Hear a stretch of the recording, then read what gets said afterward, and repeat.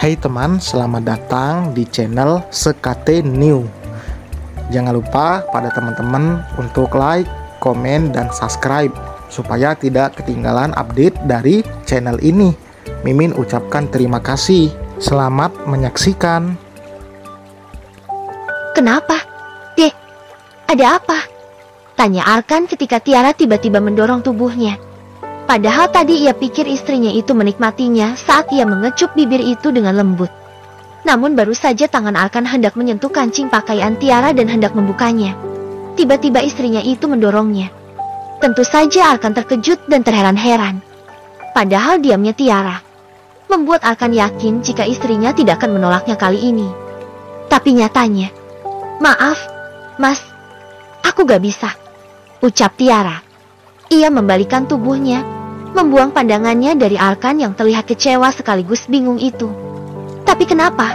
Dek, bukankah kamu mau memberikan kesempatan kedua padaku?" tanya Arkan. "Ingat, Dek, menolak ajakan suami adalah dosa. Apa kamu mau berdosa terus-menerus setiap kali menolakku?" Arkan mendekat, wajahnya penuh harap. Hasrat yang sudah diubun-ubun membuatnya tidak mampu untuk menahannya lagi. Ia sangat merindukan bermesraan dengan istri pertamanya itu. "Stop, Mas. Jangan mendekat." Suara lantang Tiara membuat Arkan menghentikan langkahnya. "Aku memberikan kesempatan kedua padamu bukan berarti kita bisa memadu kasih seperti dulu. Aku tahu jika seorang istri menolak ajakan suaminya, itu sangatlah berdosa. Tapi untuk sekarang, aku harap kamu mengerti. Mas, jika bukan karena Cantika, mungkin aku sudah pergi darimu sejak kemarin." Ucapan Tiara benar-benar membuat Arkan sangat kecewa. Padahal ia pikir dirinya bisa bersama-sama merajut asa bersama istrinya kembali. Apalagi Arkan merasa jika dirinya juga mendapatkan dukungan dari ibu mertuanya. Arkan benar-benar sangat frustasi karena hasratnya yang harus kembali tertunda itu. Apa salahnya sih memberikan haknya sebagai suami? Bukankah dulu Tiara selalu menikmati hubungan intim mereka? Kenapa sekarang Tiara terus saja menghindar? Arkan tak habis pikir dengan jalan pikiran Tiara yang begitu sulit untuk ia taklukkan itu. "Oke, aku paham. Tapi beri satu alasan mengapa kamu tidak mau memberikannya." "Dek, aku ini suamimu. Apa kamu punya pria lain sehingga enggan untuk bercinta denganku?" tanya Arkan mulai curiga pada istrinya. Ia merasa semakin jauh dengan Tiara. Semakin hari, Tiara semakin menghindar. Dan saat ada kesempatan serta situasi yang mendukung seperti ini, lagi dan lagi Tiara menolak ajakannya. "Jaga bicaramu, Mas. Kamu ingin tahu mengapa aku belum bisa memberikannya padamu?" tanya Tiara tersenyum miring kemudian membalikkan tubuhnya dan menghadap ke arah suaminya lagi. Tiara menatap tajam Arkan yang masih terlihat begitu mendambanya. Wajah memelas itu tidak akan sama sekali membuat Tiara iba. Meskipun malam kemarin mereka sudah sama-sama introspeksi diri dan mencoba untuk memperbaiki diri masing-masing, namun dihadapkan dalam situasi seperti ini, entah mengapa Tiara kembali pada mode barbarnya. Pengkhianatan serta pergumulan Arkan bersama istri keduanya selalu terbayang-bayang. "Katakan, Tiara. Katakan alasannya agar aku bisa memperbaiki diriku. Aku tersiksa dengan sikapmu yang seperti ini. Kamu memberikan aku kesempatan kedua, tapi kamu tidak mau memberikan hakku sebagai suami. Tidak mungkin kita bersama jika kamu tidak mau disentuh olehku," ucap Arkan dengan frustasi. "Oh, jadi pernikahan itu hanya urusan selangkangan. Begitu? Jika seperti itu, aku rasa Arumi saja sudah cukup untuk memuaskanmu, Mas. Dan asal kau tahu, alasanku tidak bisa memberikannya karena aku." Tiara menghentikan kalimatnya. Merasa ragu apakah ia harus mengatakan alasannya ini. Ia takut jika Arkan tersinggung. Tapi melihat Arkan yang terus mendesaknya, dengan lantang, Tiara mengatakan alasannya pada suaminya itu. Tidak peduli Arkan akan tersinggung atau tidak. "Aku jijik, Mas. Aku jijik. Aku tidak mau kamu sentuh karena peluhmu pun telah bersatu dengan yang lain. Jadi, jika kamu tidak terima, aku ikhlas kamu ceraikan. Itu memang yang aku harapkan darimu, Mas," ucap Tiara akhirnya. Ucapan yang membuat Arkan membisu seketika. Suasana yang tadi terasa syahdu itu kini terasa menegang.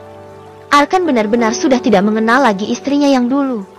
Sikap Tiara begitu sulit untuk ditebak. Ia pikir, introspeksi kemarin akan meluruskan pikiran Tiara. Tapi nyatanya, wanita itu masih tetap sama dengan keegoisan serat keras kepalanya yang membatu. Aku pikir kita bisa berjuang sama-sama. Deh, aku pikir kamu mau berubah. Aku yakin bisa adil pada kalian. Percayalah, Tiara. Oke kalau kamu tidak mau memberikannya sekarang.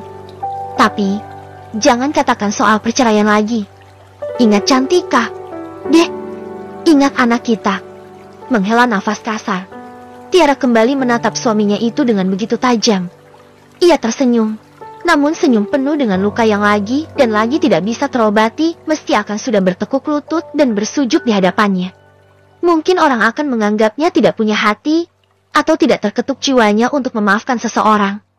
Tuhan saja Maha Pemaaf. Begitu kata sebagian orang yang belum pernah ada di posisinya saat ini. Biarlah semua menganggap dirinya tak punya hati karena memang sesungguhnya hatinya pun telah mati sejak pengkhianatan suaminya dengan wanita pilihan ibu mertuanya itu. Mungkin kamu bisa adil, tapi maaf aku yang tidak akan pernah bisa menerimanya sampai kapanpun. Poligami yang kamu lakukan saat ini bukanlah sesuai syariat. Kamu menikahinya diam-diam, bahkan tanpa seizin dariku. Arkan mengusap wajahnya dengan kasar. Ia benar-benar sangat frustasi.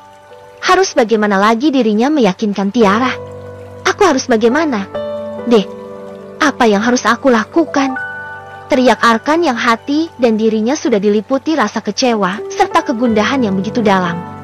Tidak ada, Mas.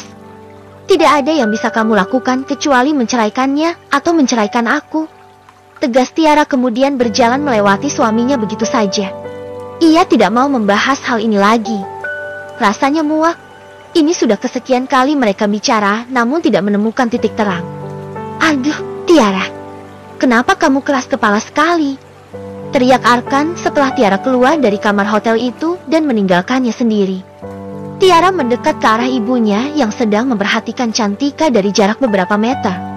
Terlihat wanita parubaya itu tersenyum-senyum memandang cucu kesayangannya.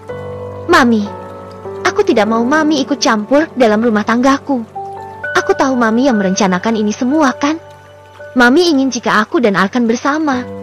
Tiara langsung menginterogasi ibu kandungnya. Bu Dewi yang melihat Tiara yang tiba-tiba datang lalu marah-marah itu terlihat kebingungan. Loh, Mami bukannya mau ikut campur. Tapi Mami pikir kalian memang saling mencintai. Apa salahnya jika hubungan kalian diperbaiki? Tiara menggelengkan kepalanya dengan cepat. Matanya menetap ke arah laut dengan ombak yang tenang itu. Kedatanganku menemui Mami ingin menenangkan diri. Aku malah berharap Mami mendukungku untuk berpisah dengannya karena Mami sendiri pernah merasakannya. Bukan? Tapi nyatanya, Mami tidak mengerti perasaanku. Mami dan Mas Arkan sama saja. Bu Dewi terkejut. Tidak menyangka jika Tiara akan semarah ini. Mami minta maaf jika berpikir kamu berat padanya. Tapi Mami melihat ketulusan dari Arkan. Dia begitu perhatian padamu. Lagi pula dia cukup mapan meski memiliki istri kedua.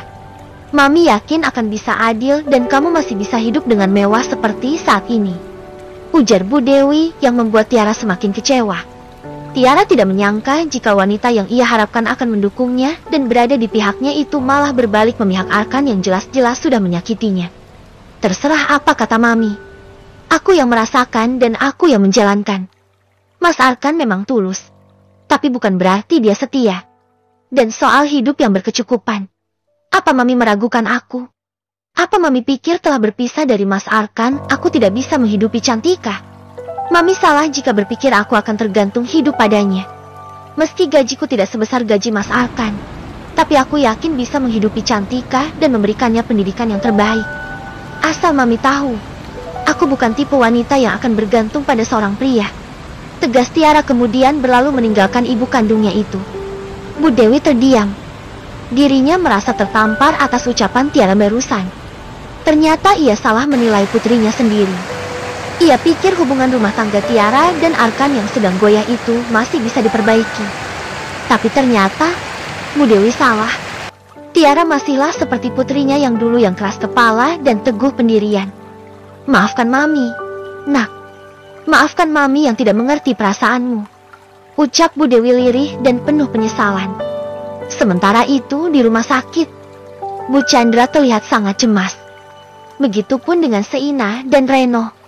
Apalagi saat di perjalanan, Arumi mengalami pendarahan. Bu Chandra begitu mengkhawatirkan menantunya serta calon bayi dalam kandungannya itu. Jika terjadi apa-apa, tentu saja ia tidak akan tinggal diam. Ini semua salah Tiara. Begitu katanya yang terus menyalahkan Tiara atas apa yang menimpa menantu barunya ini. Keluarga Nyonya Arumi. Seorang suster membuka pintu ruangan lalu memanggil Bu Chandra dan Seina yang menunggu di luar ruangan tersebut. Saya ibu mertuanya. Bagaimana? Sus, bagaimana keadaan menantu saya? Dia baik-baik saja kan? Tanya Bu Chandra dengan nada panik dan penuh dengan kecemasan. Maafkan kami, Nyonya. Dengan sangat menyesal, kami harus memberitahu bahwa janin dalam kandungan Nyonya Arumi tidak bisa diselamatkan. Kami akan segera melakukan kuretase pada pasien. Ujar suster tersebut yang membuat semuanya sangat terkejut. Apa? Ya Jeti Arumi keguguran?